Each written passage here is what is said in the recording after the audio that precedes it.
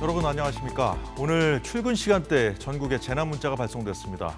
아침 8시 반쯤에 전북 부안군에서 규모 4.8의 지진이 발생한 뒤에 여진이 이어지고 있습니다. 전문가와 함께 자세한 상황 살펴보겠습니다. 홍태현 교수님 어서 오십시오. 네, 안녕하십니까? 오늘 지진 내륙에서 오랜만에 발생한 거라서 더 놀랐거든요. 네, 이번 지진은 규모 4.8로서 내륙에서 발생한 지진 가운데서는 비교적 큰 지진입니다. 그런데 이 지역에서는 그동안은 규모 2점대라든가 그보다 작은 지진들이 주로 발생했기 때문에 이 4.8 지진이 굉장히 큰 지진으로 느껴졌을 것으로 보입니다. 그 전북 지역이 사실 그 지진 빈도수가 낮은 지역이잖아요. 그렇습니다. 그런데 네. 이 4.8이라는 강도 자체는 그렇게 규모가 크다고 볼 수는 없지만 전북 지역에서 발생한 거기 때문에 특이하다 이렇게 보시는 거란 말씀이시죠? 그렇습니다. 이 4.8 정도 되는 지진은 우리나라 78년 이후로 관측한 지진 역사를 보게 되면요. 전체 한 16번째 되는 정도의 지진 규모의 크기입니다. 그러니까 한반도에서 그리 적지 않은 횟수가 발생했다고 볼 수 있는 지진들인데요. 하지만 이 전북 지역만 놓고 보자면은 그간에는 규모 2점대, 커봐야 규모 3점대 초반의 지진들이 주로 발생해 오다 보니까 이번 지진이 상당히 크게 다가선 겁니다. 자, 그렇다고 해도 전북 지역에서 발생한 지진 중에는 가장 강하다는 거잖아요. 네. 원인이 뭘까요? 네, 해당 지역에는 지표에 하멸 단층이라고 하는 단층선이 있긴 합니다. 하지만 이번 단층이 이번 지진을 유발했는지는 좀 더 조사가 필요한 상황인데요. 이번 지진이 깊이 8km로서 비교적 깊은 곳에서 발생을 했고 지표에서 관측되는 하멸 단층에서는 최근에 활동한 이력이 이제 찾기 어려운 상황이기 때문에 이 단층이 이번 지진을 유발했는지는 좀 더 면밀한 조사가 필요한 상황이고요. 또 단층의 크기에 따라서는 추가적인 여진 가능성도 있기 때문에 다각적으로 조사가 필요한 상황입니다. 지금 말씀하셨다시피 이제 여진이 계속 이어지고 있거든요. 그 여진을 조심해야 되는 이유가 있죠, 우리가. 네, 그렇습니다. 여진이 여진으로 끝날 수가 있고요. 이 여진이 또 다른 큰 지진을 유발하는 원동력이 될 수도 있습니다. 지금 지하에 있는 이번 단층, 지진을 유발한 단층의 크기라던가 연장을 모르는 상황에서 여진이 하는 역할들은 단층을 조그만 조각을 내는 역할을 하게 되거든요. 그래서 단층을 더 약화시키고 보다 더 큰 지진을 유발하는 촉매 역할을 할 수 있기도 합니다. 그래서 여진이 발생하는 동안에는 여진의 추이라던가 그다음에 발생 강도에 대해서 주의 깊게 살펴봐야 됩니다. 지금 뭐 부산까지 더 멀리는 저 서울에서도 뭐 흔들림을 감지했다는 분들도 계시는데 이 좀 넓은 지역에서 지금 흔들림이 감지됐단 말이에요. 네. 이거는 또 어떻게 봐야 됩니까? 이번 지진은 규모 4.8 지진이지만 비교적 강도는 강한 편이었습니다. 지표에서 관측되는 이 강도가 부안 지역에서는 1.5 메타퍼세크 제곱이나 해당되는 굉장히 큰 지진동이 있었거든요. 중력 가속도로 따져보면 중력 가속도의 약 0.15 배 정도 되는 크기가 되는데요. 이것은 원자력 발전소 내진 성능이 0.3G인 걸 비교하면 굉장히 높은 정도의 흔들림이 발생한 것입니다. 특히 이제 북동 남서 방향으로 굉장히 큰 지진동이 이 옥천대를 따라서 전파되면서 먼 지역까지 이제 큰 지진동이 전파되는 이런 특이성을 보였습니다. 그렇군요. 그럼 어쨌든 여진 상황과 함께 좀 유심히 계속 살펴봐야 되겠군요. 자, 지난해 지진 발생 현황을 보면서 이어가도록 하겠습니다. 지난해 지진 발생 그 현황 보고 계신데요. 총 횟수가 106번, 규모 3 이상은 16차례였습니다. 예전에 경주 지진 때 교수님이 말씀하셨던 게 기억이 납니다. 앞으로 한반도에서도 큰 지진이 날 수 있다 이렇게 경고를 하셨는데 자, 지금 그 지난해 횟수가 저렇단 말이에요. 그 당시에 주셨던 그 경고 아직도 유효한 상황입니까? 네, 경주 지진 이후로 동일본 대지진부터 사실 따져봐야 할 텐데요. 동일본 대지진 이후로 한반도의 지진 발생 빈도가 급증하는 현상이 보였습니다. 그 전해에 비해서 2배가량 크게 증가를 하게 되고요. 예. 그 증가한 발생 빈도는 오랫동안 유지가 되면서 서서히 감소하는 패턴을 보이다가 작년 들어서부터는 예년 수준과 거의 비슷한 형태로 접어들게 됩니다. 물론 이제 올해 들어서 일시적으로 또 규모 3점대의 지진들이 증가하는 패턴을 보이고 있긴 하지만 예. 이 통계적으로 유의미한지는 좀 더 따져봐야 할 문제고요. 다만 이제 동일본 대지진 효과가 완전히 사라졌냐면 그렇지는 않고요.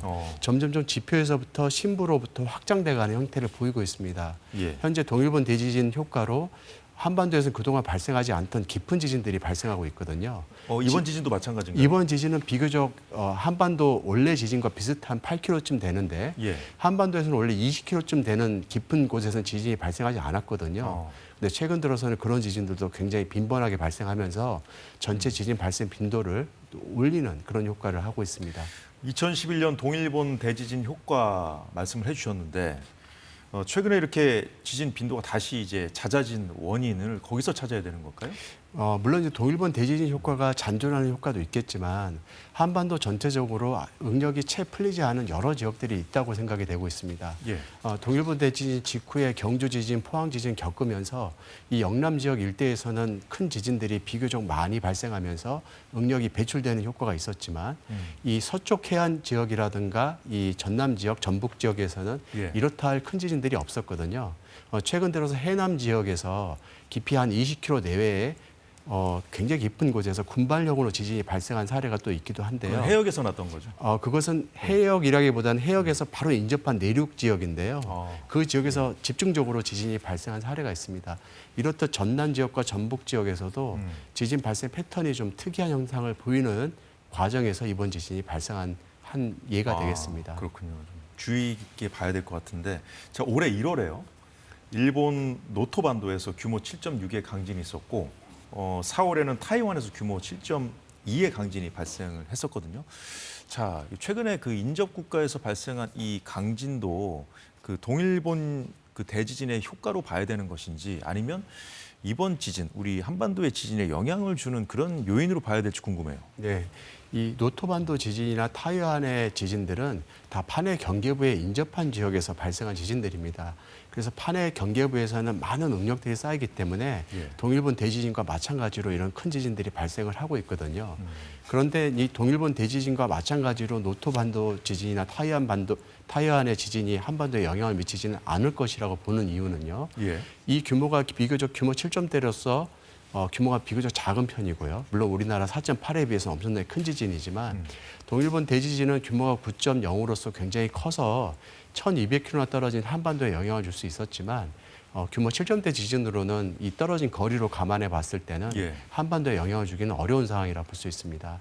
따라서 이들 지진에 의해서 이번에 부안 지역에 지진이 유발했다고 보기에는 어려운 점이 있습니다. 그렇군요. 우리가 사실 그 불의 고리라는 개념이 있지 않습니까? 우리 경주 지진하고 포항 지진이 발생하기 전까지는 사실 남의 나라 일처럼만 이렇게 우리가 치부를 했었는데 그 이후에 우리도 관심을 많이 갖게 됐잖아요.